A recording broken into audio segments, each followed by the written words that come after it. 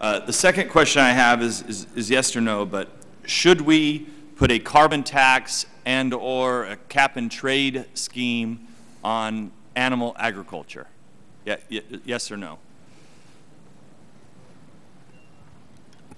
I believe that concentrated animal feeding operations that would otherwise meet the emissions threshold for a large stationary source, say 10,000 tons of carbon dioxide equivalent, could be regulated. So you mean a larger size farm? Is that what we're talking about? Large factory farms should be treated as factories. Okay.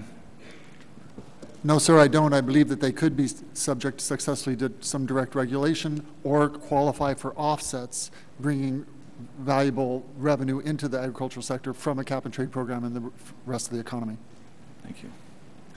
I agree that larger farms where you can measure the emissions could perhaps be brought into a cap and trade system, but for smaller units, it's easier to measure the capture of greenhouse gases rather than the emissions that occur without special projects, and there are ways of handling that through an offset mechanism associated with a cap and trade system.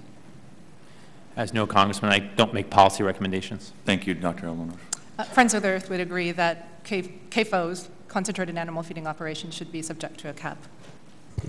I think certain elements of agriculture can be brought into the system. We're not going to be able to get all elements, and the way to proceed is to look at where we can measure, monitor, and verify easily whether under a tax or cap and trade, and those systems should be brought in, and they would tend to be the large feedlots and some other applications.